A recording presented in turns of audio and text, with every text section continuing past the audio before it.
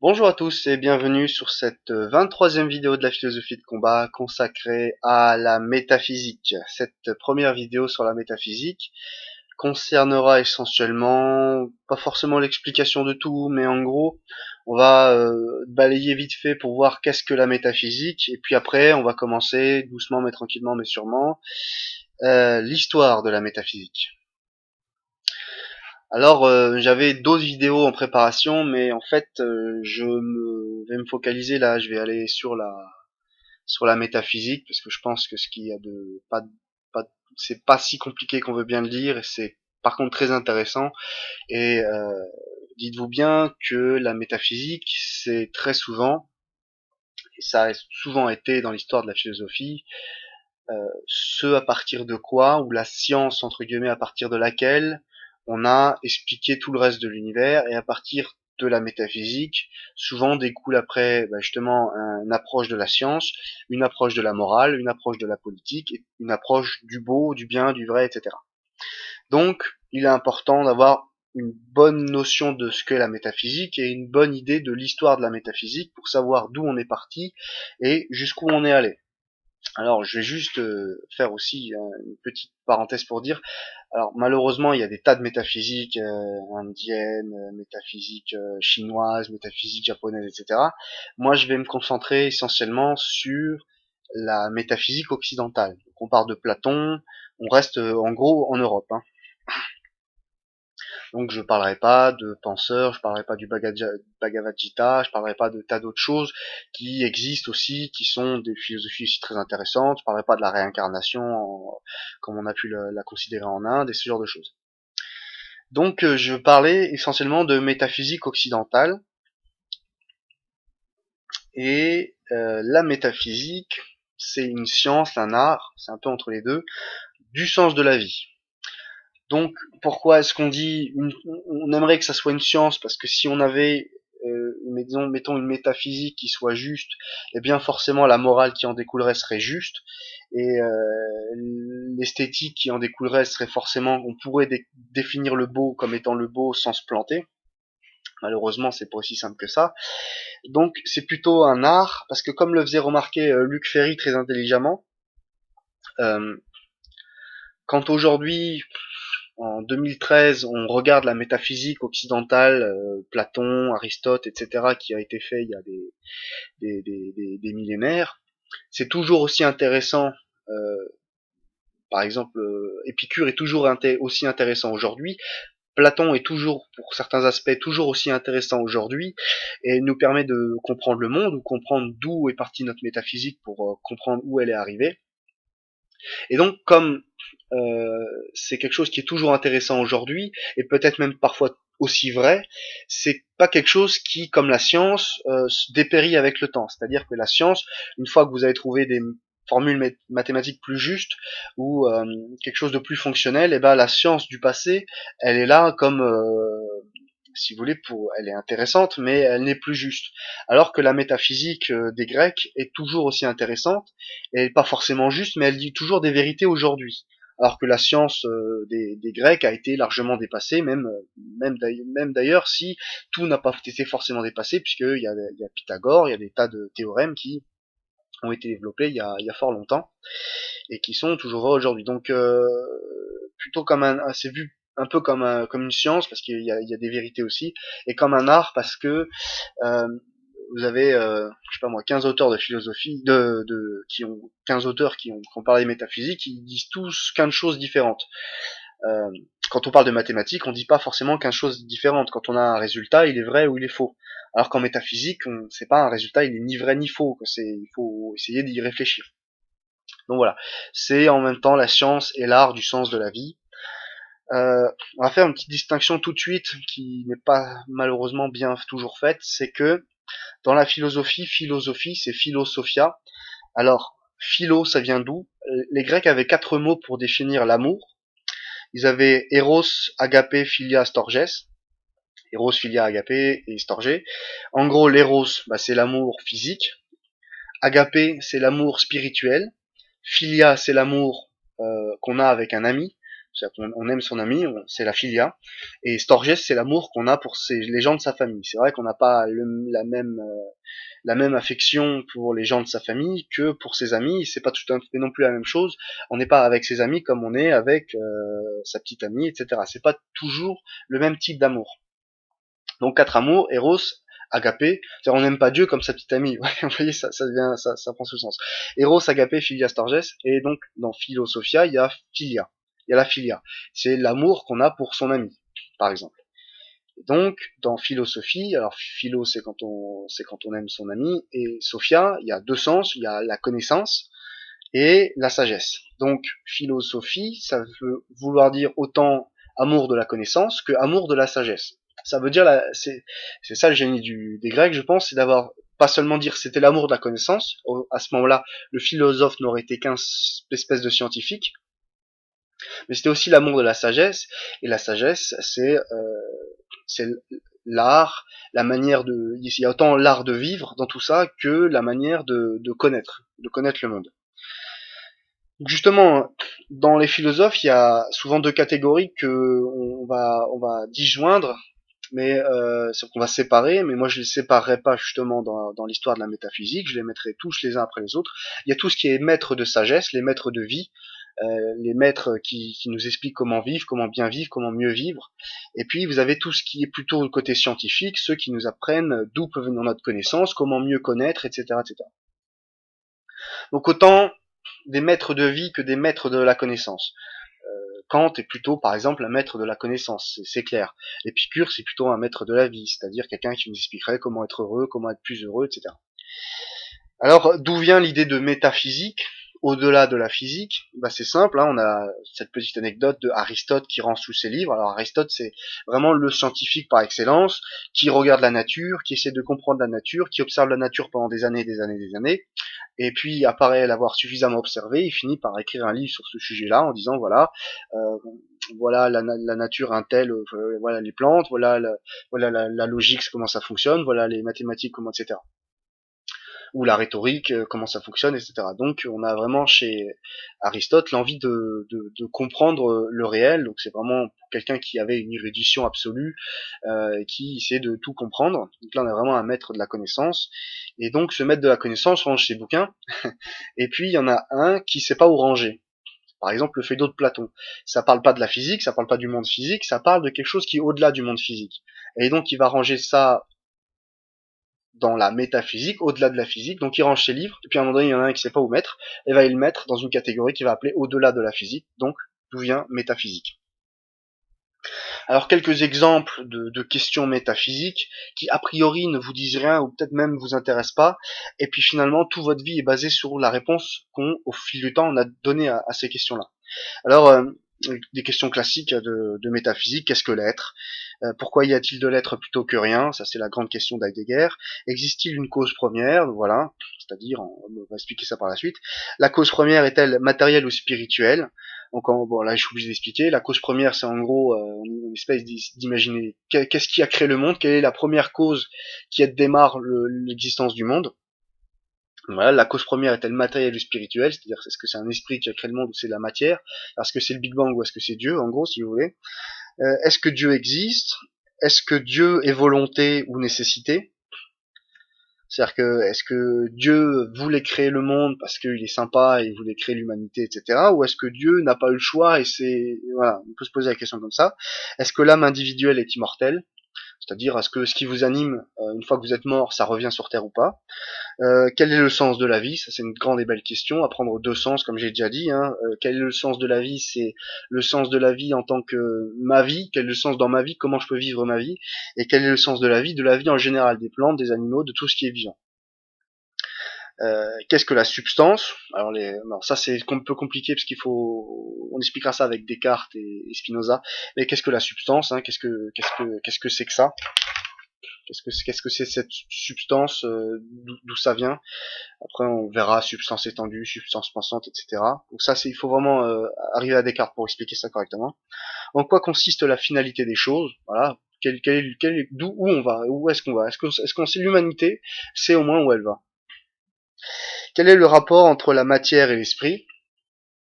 Autrement dit, quel est le rapport entre je sais pas moi, l'esprit et le corps, par exemple, ou l'âme et le corps. Comment faire le lien entre être, l'univers et soi. Voilà. Le vide est-il le rien? Question intéressante, surtout qu'elle se repose aujourd'hui, par exemple, avec la physique quantique. Qu'est-ce que le vide quantique? Est-ce que ça existe? Bah, c'est une question compliquée. Alors, la métaphysique utilise un certain nombre de concepts. Alors, moi, j'ai un peu joué avec les mots, j'ai parlé d'idées, mais on pourrait aussi dire concept. C'est vrai que idée, ça revient plus au vocabulaire de Platon, avec les idées des formes immuables qui sont dans le ciel des idées et dont on va se ressouvenir. Alors que le concept c'est plutôt kantien, c'est-à-dire que le concept, c'est ce que mon esprit perçoit du monde. Et donc, ce que mon esprit perçoit du monde, c'est ce qui m'est donné. C'est-à-dire quand j'observe cette chose, on voit sans doute la même chose, c'est un stabilo bleu, mais c'est comme ça que mon esprit perçoit cette chose, et donc c'est quelque chose qui m'est donné, donc c'est un concept, et on ne sait pas une idée, il y a une petite différence. Voilà, donc c'est une série de concepts métaphysiques qui sont utilisés à travers l'histoire de la métaphysique, donc les concepts de la métaphysique. Alors un certain nombre de concepts, je vais lire la liste. Alors la liste, elle me vient tout simplement de Wikipédia. Je me suis pas trop foulé. Pour faire une petite présentation de ce qu'est la métaphysique, j'ai tout simplement pris l'article Wikipédia et je vous le commente. Donc encore une fois, merci à tous ces gens qui écrivent, qui parlent et qui ajoutent des commentaires et qui mettent des informations sur Wikipédia. Vous faites un travail très utile et je vous conseille sincèrement de continuer. Alors accident, le premier, c'est pas une liste dans l'intérêt des concepts. C'est si vous voulez une liste dans laquelle c'est une liste alphabétique, par ordre alphabétique. Donc accident c'est très simple, c'est l'idée que le monde, disons qu'il y a une loi naturelle et le monde est ce qu'il est par nécessité et que finalement parfois il n'est pas ce qu'il est parce qu'il y a des accidents. Il arrive dans l'histoire de l'humanité un certain nombre d'accidents qui fait que le cours de l'histoire est changé, mais il y a une espèce de loi naturelle qui est plus forte que les accidents. Un acte, voilà, ce qu'on fait, quoi. L'âme, anima, ce qui nous anime. Attribut, ça on verra plus en détail quand on verra essence, mode et attribut. Attribut, liste de comment on peut caractériser une chose. Vous comprendrez ça quand on verra justement Aristote. Le bien, qu'est-ce que le bien? C'est une bonne question. Qu'est-ce qui est bien? Et qu'est-ce qui est bien pour moi? Qu'est-ce qui est bien pour vous? Qu'est-ce qui serait bien pour tout le monde, etc. Causalité, c'est-à-dire surtout chez Aristote, on pense en termes de cause et de conséquence. Donc une cause entraîne une conséquence, et on cherche des liens de causalité. Quand on voit des conséquences, mais on se demande toujours d'où viennent les causes. Et d'ailleurs, même phrase intelligente que Étienne Schwer a repris de Hérodote, je crois, c'est chercher toujours la cause des causes. Quand vous trouvez la cause des causes des causes, vous êtes tombé sur une cause première qui peut expliquer la conséquence, etc. Bah justement, elle est là, la cause première. Cause première, ça sera surtout utilisé pour essayer d'expliquer Dieu, par exemple. Quelle est la cause première? Qu'est-ce qui crée le monde tout au début? Quelle est la première cause qui arrive? Quel est Alors aujourd'hui, on dit c'est le Big Bang, mais à l'époque, on savait pas tout ça. Donc, qu'est-ce qu'il y a? Donc, on a utilisé notre logique. Enfin, les Grecs ont utilisé leur logique et ont essayé de réfléchir sur quelle pouvait être, puisque toute conséquence a une cause. Donc, si le monde existe, il doit bien y avoir une cause qui explique l'existence de ce monde. Connaissance, qu'est-ce que connaître, qu'est-ce que savoir, comment on peut mieux savoir, comment on peut mieux connaître. Croyance, qu'est-ce que croire. Dieu, très intéressant, qu'est-ce que Dieu. Il y a, enfin voilà, et c'est vraiment une question passionnante. Doxa, alors doxa, l'ensemble des opinions moyennes d'une population. Durée, c'est le temps. Essayer de réfléchir simplement, est-ce que le temps, on sait ce que c'est? Qu'est-ce que le temps en soi? On n'en sait rien. C'est-à-dire que on n'a aucun rapport par rapport au temps. C'est-à-dire qu'on vit, le temps existe, mais on sait pas ce que c'est le temps en fait. Donc le philosophe va essayer de réfléchir sur qu'est-ce que le temps, qu'est-ce que l'espace, etc.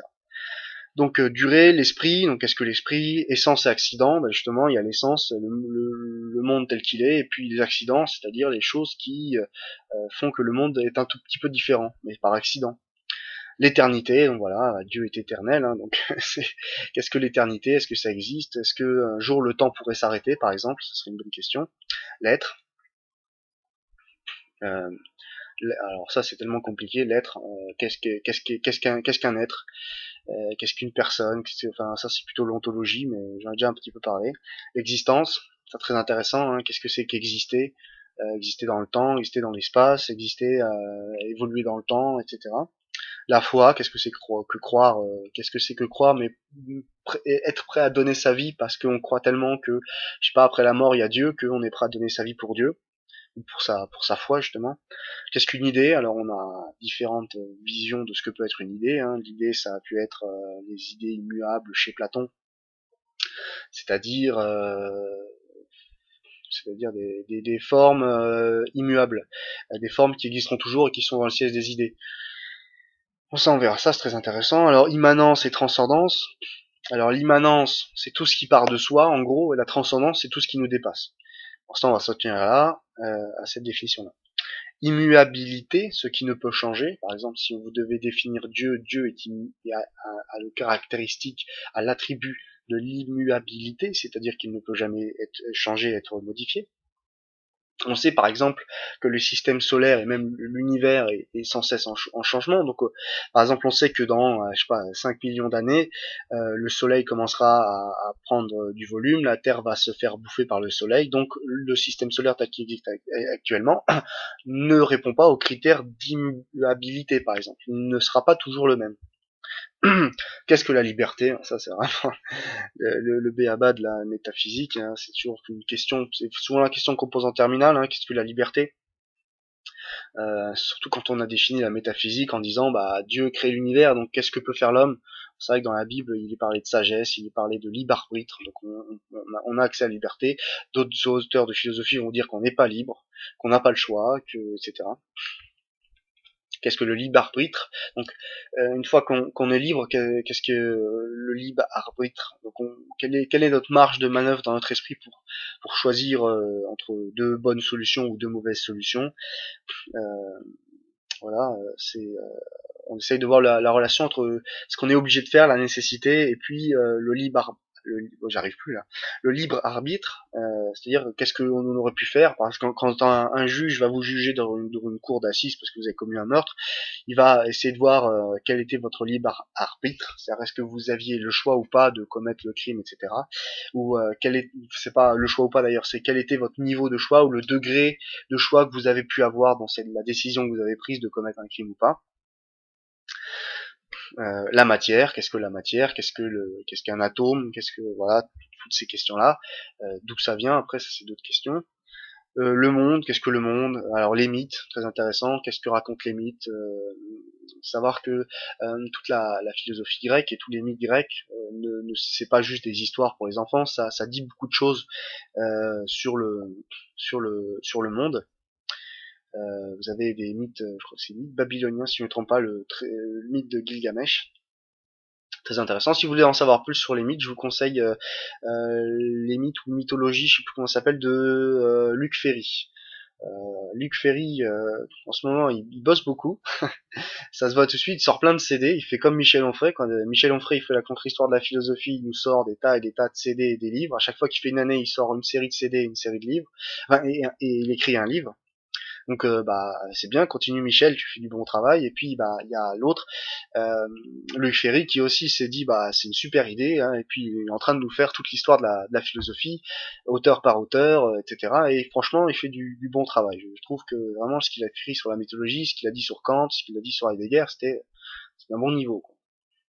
D'ailleurs, si vous voulez en savoir plus sur tout ce que je suis en train de raconter depuis le début, Michel Onfray, Luc Ferry, allez au texte, hein, Kant, les critiques de la raison pure, allez lire l'éthique de Spinoza, lisez l'éthique à Nicomède de Aristote, lisez le mythe de Sisyphe d'Albert Camus, lisez, hein, y a pas de problème.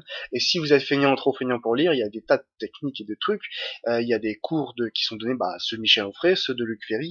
Il y a aussi, si vous êtes feignant et que vous n'avez pas envie de lire, il y a un super site que j'ai trouvé il y a pas très longtemps qui s'appelle livreaudio.com. Et en gros, sur ce site, c'est des gens qui font des livres audio. Donc, ils ont un texte, ils le lisent, ils le créent en MP3, ils le mettent gratuitement, hein, c'est génial, sur ce site. Et donc, vous pouvez vous faire lire gratuitement par des mecs super sympas de ce site que je remercie absolument, pouvez lire du Dostoïevski, ils vont vous lire de tout ce que vous voulez, et c'est vraiment passionnant, c'est intéressant, surtout si vous n'avez pas forcément le temps de trouver le livre, etc. Là, tout de suite, là, vous pouvez faire pause sur cette vidéo et aller sur littératureaudio.com, et il y a du Nietzsche, il y a du Platon, il y a plein de choses, et c'est vraiment intéressant, il faut absolument en profiter, parce que ça permet de gagner un temps fou, si on n'a pas forcément les livres, etc. Bon, bref. J'en étais où Mythe. J'ai un peu débordé de mythe. Hein. Le néant, qu'est-ce que c'est le vide, le néant? Alors, savoir que c'est une question qui nous paraît un peu ridicule, mais le chiffre zéro, par exemple, a une histoire intéressante, et il faut savoir que le chiffre zéro a souvent été, on a dit qu'il n'existait pas. C'est-à-dire que le zéro ne pouvait pas exister parce que ça voudrait dire qu'il y ait un espace dans le monde dans lequel Dieu n'existerait pas. Et donc le néant, le zéro mathématique, a longtemps été, enfin il y a eu une petite guerre purement métaphysique, parce que justement on n'acceptait pas ce nombre zéro, parce que ça pouvait vouloir dire que dans le monde que Dieu a créé, il y ait du vide. Et ça, c'était pas acceptable pour les théologiens de l'époque. Nécessité et contingence. Donc nécessité, c'est ce qui est nécessaire, c'est que ce dont on n'a pas le choix de faire. Et contingence, c'est ce qui peut être ou ne pas être. C'est-à-dire, on peut décider, quand un certain nombre de choses sont nécessaires. Il est nécessaire de manger pour vivre. Mais par contre, est-ce qu'il faut manger ouais, il est nécessaire de boire pour quand on a soif, mais est-ce qu'il faut forcément, par exemple, je vais dire n'importe quoi, mais boire de l'eau en bouteille? Non, c'est contingent. On peut boire de l'eau du robinet, mais il est nécessaire de boire. Et ce qu'on va boire, c'est contingent. On peut boire quelque chose ou boire quelque chose d'autre. Alors, en sens plus métaphysique, la contingence, c'est ce qui est nécessaire est obligé d'exister, et ce qui est contingent a le choix ou a le choix d'exister ou de ne pas exister. Donc il y a des choses, on va dire que l'amour est nécessaire, par exemple, et la miséricorde, c'est contingent. C'est-à-dire que voilà, il y a des choses qui sont absolument nécessaires, puis il y a des choses qui sont pas forcément nécessaires. Un autre exemple, hein, ouais, c'est pas un bon exemple. Je vais prendre un autre, par exemple, l'amour est nécessaire et la jalousie est contingent. On n'est pas obligé d'être jaloux. Maintenant, on peut se poser la question, est-ce que la jalousie est nécessaire ou contingente? C'est-à-dire, est-ce que c'est important, nécessaire, on n'a pas le choix d'être jaloux ou pas? Ou est-ce que c'est contingent, on pourrait avoir le choix et puis on décide d'être jaloux, etc. Et souvent, on se rend compte qu'on est jaloux par nécessité, c'est-à-dire que on n'a pas le choix, c'est plus fort que nous, vous voyez, c'est ce qui fait partie de notre être, etc. Donc c'est vraiment des questions. Après, quand on va se poser des questions un peu plus métaphysiques, on va se voir que la nécessité et contingence, c'est vraiment très intéressant. Euh, Surtout quand on va parler après un peu plus au 18e, 19e siècle d'histoire, on se rend compte que tout ce qui est arrivé dans l'histoire était nécessaire ou était contingent, par exemple. On peut se poser cette question-là. Est-ce que Dieu est nécessaire et contingent, par exemple, ou contingent? C'est-à-dire, est-ce que Dieu a le choix ou pas le choix d'exister? On peut poser la question. Ou est-ce que c'est contingent? Il a choisi.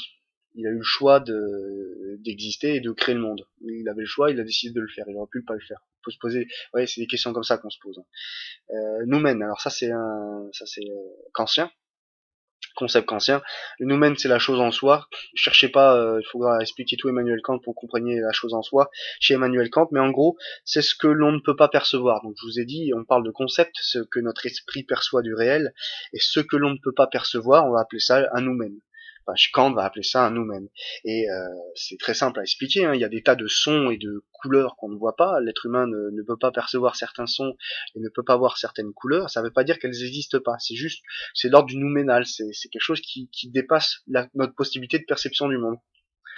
Un objet, un objet, c'est un objet, par exemple. Qu'est-ce qu'un objet? Alors, faudrait poser la question différemment. Qu'est-ce qui est objectif? Qu'est-ce qui est subjectif? C'est-à-dire, qu'est-ce qui est objectif, l'objectif ou objectiviser, c'est-à-dire qu'on va transformer une chose, un objet mettons, et on va la penser comme un objet. Mais je pourrais aussi penser, subjectiviser, je pourrais aussi penser mon stylo comme une personne. Et je l'aime, il est sympa, il écrit quand je lui demande d'écrire, il est toujours là sur moi, etc. J'adore mon stylo, je lui ai donné un nom d'ailleurs, etc. là je vais subjectiviser mon stylo en disant que c'est une personne, un être humain, un être vivant, et quand on objectivise, on va justement faire en sorte que quelque chose soit un objet. Donc quand on vous parle par exemple de l'esclavage, et ben qu'est-ce qu'on fait quand on fait de l'esclavage? On objectivise une personne. Cette personne n'est plus considérée comme un être humain, etc., mais comme un objet. Et d'ailleurs, les Grecs, quand ils parlaient de leurs esclaves, ils parlaient comme des biens meubles, comme des biens matériels, quoi. J'ai ma table, ma fourchette, mon couteau, ma pendule et mon esclave. C'est des objets. Et quand on objectivise une personne, c'est quand on fait d'elle justement un esclave. C'est quoi, je veux dire, quand on prend un esclave pour nettoyer son appartement chez soi et qu'on le traite comme un objet, on le traite exactement comme son aspirateur, si vous voulez. Et à l'inverse, quand on subjectivise quelque chose, c'est-à-dire on va le prendre comme une personne. Par exemple, il y a des gens qui pensez par exemple, bonne question, pensez à une plante ou à votre chien par exemple. Votre chien, pour vous, c'est une personne ou c'est un objet? Eh bien, vous allez vous rendre compte que vous avez beaucoup subjectivisé, tant mieux d'ailleurs, votre chien. Vous le prenez pas comme un objet, pas comme c'est pas votre je sais pas votre c'est pas votre ordinateur, c'est pas votre PlayStation 3, c'est ça vous donne du réconfort, mais c'est une personne, vous avez subjectivisé, vous avez vu en elle un sujet et pas un objet. Vous voyez, il y a toute cette démarche de objectiviser, subjectiviser, et souvent on peut se demander, mais une loi par exemple, est-ce qu'elle va objectiviser ou subjectiviser l'individu? Voilà. Par exemple, excellent exemple. Alors là, ce film il est génial pour plein de choses, mais on en reparlera beaucoup plus tard quand on verra Heidegger, mais Terminator 2 par exemple. Dans Terminator 2, John Connor quand il est jeune, qu'est-ce qu'il fait avec le Terminator? C'est une machine le Terminator, mais il le subjectivise, c'est-à-dire qu'il voit dans le Terminator, enfin le Arnold Schwarzenegger là, il voit un sujet. Il voit pas un objet, il voit pas une machine, il voit vraiment un sujet, il le subjectivise, il le prend pour une personne, en gros il le prend pour son père.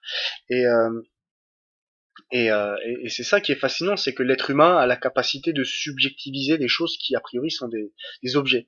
Euh, euh, L'avare de Molière, dans l'avare de Molière, l'avare il parle à son or comme si c'était son meilleur ami, quoi.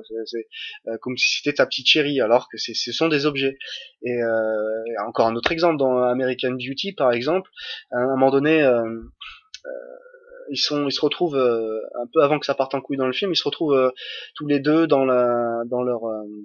leur salon, et puis l'acteur qui est génial, mais je sais plus son nom là, qui renverse un peu de bière sur le canapé, et sa femme dit lui dit t'es en train de renverser de la bière sur le canapé, et il dit ah mais c'est un canapé à 5 000 $, elle commence à le nettoyer, oh là là il faut surtout pas le salir, et lui il lui dit mais ce sont que des objets.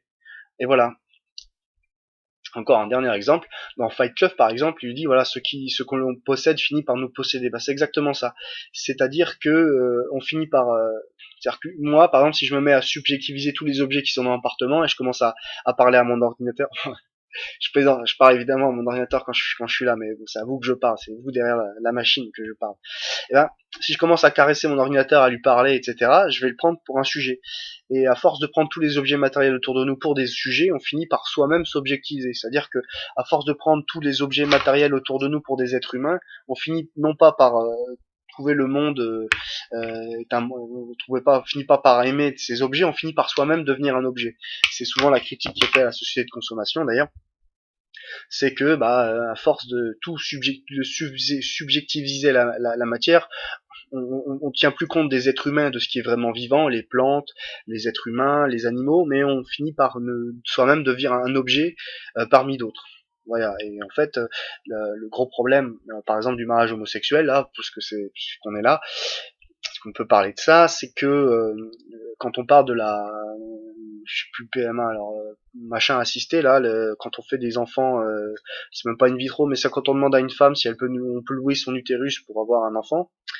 Le problème qu'on se pose et le problème de fond, c'est est-ce qu'on n'est pas en train d'objectiviser l'être humain quand on fait ça? C'est encore, et je dis le même problème de l'objet. Quand on objectivise un être humain, c'est ce qui est fait quand on fait des esclaves, c'est ce qui a été fait d'ailleurs dans les camps de concentration nazis.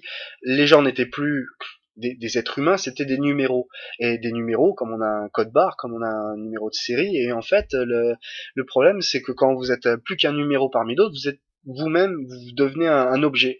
Et un objet, peut exterminer. C'est ça le problème, c'est que quand vous êtes devenu un objet, on peut faire ce qu'on veut de vous, on peut vous fouetter de toute façon. Je veux dire, comme quand on en a marre quand on est chez soi, on arrive, on est fatigué, on tape sur son oreiller. Voilà, on tape sur son esclave. C'est pas gênant, c'est pas immoral puisque c'est un objet parmi d'autres. Et justement, le problème, c'est quand la loi finit par objectiviser des individus. C'est-à-dire qu'une femme, c'est pas une couveuse, vous voyez, c'est un être humain. Donc, est-ce que on prend ça en compte quand on dit, bah, on va aller jusqu'au bout, on va faire je sais pas, la PMA, je sais même plus ce que ça veut dire en fait. Et le problème est là. Est-ce qu'on n'est pas en train de prendre des êtres humains pour des machines? Et c'est ça, c'est très grave parce qu'à chaque fois qu'on l'a fait dans l'histoire, euh, enfin, ça devient angoissant. Vivre devient angoissant puisqu'on n'est plus un être humain, on est de la matière parmi d'autres. Vous voyez, on verra ça plus en détail bien sûr. Tout ce qui est passion, alors comment gérer ses passions, est-ce qu'il faut éviter d'être passionné, toutes ces questions-là. Les phénomènes, noumènes et phénomènes. Donc le phénomène, c'est ce que notre esprit peut percevoir du réel, et le noumène, c'est ce que notre esprit ne peut pas percevoir. Présence, bon ça je m'en fous. Sacré, tout ce qui est sacré. Pourquoi on pourrait se sacrifier? Pourquoi est-ce qu'on pourrait se sacrifier? Le sacré. Les enfants, par exemple, il y a beaucoup de gens qui sont prêts à donner leur vie pour le salut ou la vie ou la bonne santé de leurs enfants. Ils sont prêts à aller très loin. Il y a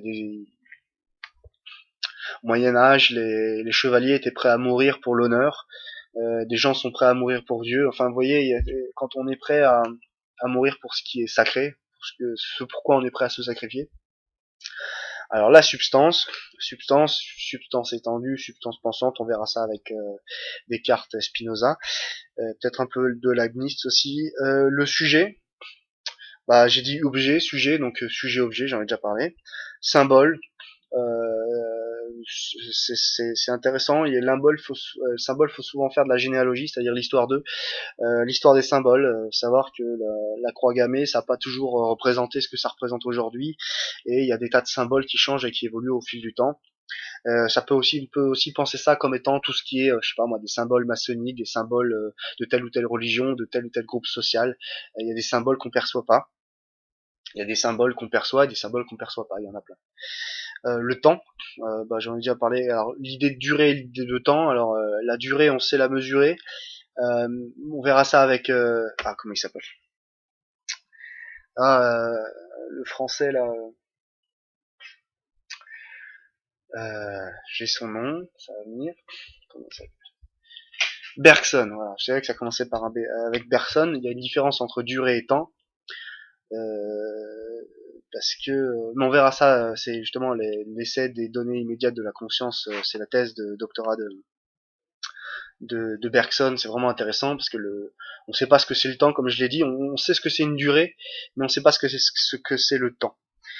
Les universaux, et juste en dessous il y a universalité, donc les universaux, ce qui c'est vrai partout, etc. L'universalité, qu'est-ce qui pourrait être vrai de tout temps, toujours, etc.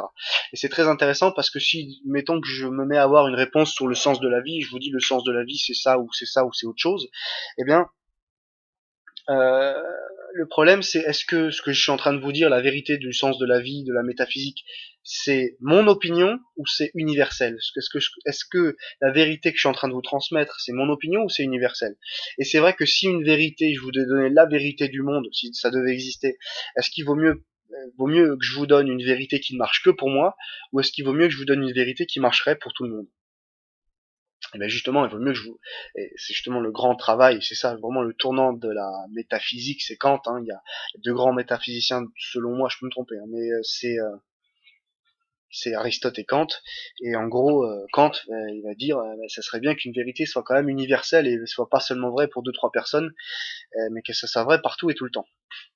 Et c'est vrai que si je vous dis le sens de la vie c'est ça, vous préféreriez que je vous donne une version qui fonctionne pour vous, pour moi, pour n'importe qui regarderait cette vidéo, pour n'importe qui à l'autre bout de la planète, plutôt qu'une vérité qui ne marcherait absolument que pour moi. Le sens de la vie, pour moi, mais est-ce que c'est transposable à d'autres personnes? Ça, c'est une question intéressante. Parce que savoir, pendant longtemps, on s'est même pas posé la question de savoir si la vérité était universelle ou pas, puisque de toute façon, avant ça, on avait Dieu, et Dieu, c'était forcément la vérité universelle, c'était en soi, c'était compris en soi, on se posait même pas la question, puisque Dieu a créé le monde, Dieu est forcément universel, ça se posait même pas on se posait pas la question, et puis on a fini au 1781, donc au 18, fin du 18e siècle, à se poser la question, mais est-ce qu'une vérité pourrait pas devenir enfin universelle? Bah, c'est marrant que je dise ça, parce que le mot d'après, c'est la vérité. Qu'est-ce que la vérité? Donc, j'en ai déjà un peu parlé, hein. Quelles sont les méthodes pour essayer d'atteindre la vérité, à savoir la dialectique, ou l'expérimentation, ou la théorisation, inductive, déductive, etc.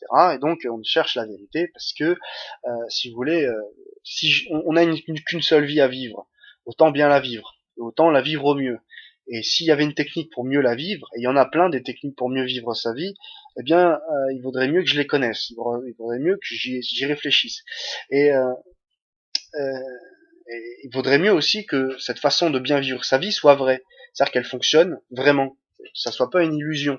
C'est-à-dire que on a beaucoup d'illusions sur ce qu'on doit faire, ce qu'on est obligé de faire, ce qu'il faut faire, mais est-ce que nos illusions sont la vérité? Quand j'ai dit comme ça, évidemment, ça fonctionne pas. C'est un peu de rhétorique que je viens de faire là, justement. Mais est-ce que vous préférez vivre dans des illusions qui vous rendent malheureuse ou dans des vérités qui vous rendent heureuse? Ou à l'inverse, la question se pose aussi, est-ce que vaut mieux vivre dans des illusions qui nous rendent heureuses que dans la vérité qui nous rend malheureux? Mais c'est vrai qu'on cherche la vérité parce qu'on aimerait bien vivre, on aimerait bien être heureux, on aimerait bien avoir une belle civilisation, on aimerait bien avoir un pays qui fonctionne bien. Et quand on cherche justement à améliorer les choses, il faut essayer de se rapprocher de la vérité. La vérité n'étant pas, c'est pas quelque chose qu'on peut toucher, c'est pas quelque chose qui existe, c'est juste un mot qu'on place en se disant si on a tout faux, on va se planter, et si on a tout juste, on va réussir. Et ben autant trouver une manière dans la vie de vivre ou de penser qui nous rapproche plutôt de la vérité plutôt que des illusions, des mensonges qui nous font passer à côté de la vie. Et la dernière grande question, et c'est bien que ça soit placé à la fin, même si c'est pas très, comment dirais-je, c'est pas très alphabétique comme ordre, mais c'est pas grave, la mort. Grande question métaphysique. Faut savoir très simplement que toutes les religions sont basées sur la peur de la mort, c'est vrai, mais il se trouve aussi qu'absolument tout le reste, toute la philosophie, absolument tout est basé sur la peur de la mort, donc il n'y a pas besoin de critiquer. J'avais déjà entendu ça, ça m'énerve quand j'entends des bêtises pareilles. De toute façon, les religions, c'est basé sur la peur de la mort. Mais oui, mais tout est basé sur la peur de la mort de toute façon, donc on n'y échappe pas à la mort. Et pourquoi est-ce qu'il faut mieux baser une métaphysique sur la peur de la mort? Parce que la mort, mourir, on est sûr qu'on va mourir. Et comme on est sûr qu'on va mourir, il vaut mieux baser une métaphysique, une façon de voir le monde, qui est basée sur quelque chose dont on est sûr que ça va arriver. On va nécessairement mourir. J'ai parlé de nécessité et de contingence, mais comme on va nécessairement mourir, il vaut mieux, justement, baser une philosophie, pas que sur la mort, bien sûr, mais qui elle donne au moins, qu'elle commence par donner une réponse à la mort. Parce que justement, c'est, comment dirais-je, parce que justement, comme on est sûr que ça va arriver, euh, alors il faut juste que j'explique un truc rapidement. En philosophie, on a ce qu'on appelle les axiomes, et les axiomes, c'est les vérités absolument nécessaires et absolument vraies qu'on place dans notre façon de penser. Et quand on place ces axiomes, il vaut mieux les placer de la meilleure façon. Et quand je me place la vérité, par exemple, il vaut mieux que je dise que dans ma métaphysique, j'ai intégré un axiome qui est je sais que je vais mourir, par exemple. Et quand vous avez intégré cet axiome, l'avantage c'est qu'il est vrai. Vous allez mourir quoi qu'il arrive. Alors ça sert à rien d'essayer de vivre éternellement. Par contre, on peut dire après la mort, il se passe tout un tas de choses et que on va aller dans l'enfer des Grecs, on va faire ci, on va faire ça. Mais vaut mieux baser sa métaphysique sur des choses qui sont vraies et pas qui sont absolument vraies, comme le fait qu'on va mourir, plutôt que de baser sa métaphysique sur autre chose. Donc, on ne peut pas critiquer ni la religion, ni les philosophes, ni rien du tout, de toujours fonder un peu la philosophie sur la peur de la mort, mais la religion est basée sur la peur de la mort, et d'ailleurs tout est basé sur la peur de la mort, et quand on a dit ça, on n'a rien dit, parce que de toute façon, il faut après chercher qu'est-ce que c'est que la peur, comment on peut combattre la peur, comment on peut aller au-delà de ses peurs, et surtout on peut aussi se dire à quoi sert la peur, est-ce que ça a un rôle régulateur, est-ce que c'est nécessaire? Eh ben, vaut mieux se dire que tant mieux parfois que j'ai peur de certaines choses et que parfois ça me bloque. Alors justement, il faut essayer de débloquer la peur quand elle vous bloque pour faire des bonnes choses et d'être peureux ou d'avoir peur de certaines choses quand elles pourraient vous mettre en danger, par exemple. Donc vous voyez, la peur, c'est ni bien ni mal, c'est juste que qu'est-ce qu'on en fait, quoi. C'est toujours ça la question. Et donc la question de la mort, évidemment une question métaphysique et évidemment une question très intéressante. Alors j'ai fait vraiment un rapide tour d'horizon de la métaphysique là. Donc là on va avoir une approche historique de la métaphysique. On va parler du monde antique, on va parler de l'Antiquité tardive, du monde chrétien, du XVIe au XVIIe siècle, on va parler du XIXe siècle, on va parler du XXe siècle. Donc je vais essayer d'alterner des philosophes toujours dans l'idée de métaphysique, mais qui sont des philosophes comme par exemple Aristote, qui sont vraiment des maîtres de la connaissance absolue, comme des philosophes qui sont plus des maîtres de vie, type Épicure, Montaigne, etc. Donc à chaque fois, il y aura je vous parlerai d'un peu de tout ce qui a pu être dit et de comment on percevait le monde et puis voilà, je vais essayer de vous donner un aperçu de l'histoire de la métaphysique pour qu'on puisse comprendre enfin et arrêter de raconter des bêtises et ne pas comprendre comment ça s'est passé et comment ça se passe, et surtout essayer de comprendre le monde dans comment ça fonctionne et comment ça fonctionne aujourd'hui. Sur quoi est basé le monde aujourd'hui. Il est basé sur plein de choses, plein de réponses qu'on a données dans le passé, et c'est très intéressant de comprendre. C'est vraiment pour ceux qui veulent comprendre comment fonctionne le monde aujourd'hui. Donc là, on va partir dans l'histoire de la métaphysique. Voilà, j'espère que cette vidéo vous a plu. Je vous remercie et je vous dis à très bientôt pour parler de Héraclite, Platon, Aristote, Démocrite et d'Épicure. Voilà, je vous remercie et je vous souhaite une excellente soirée. Au revoir.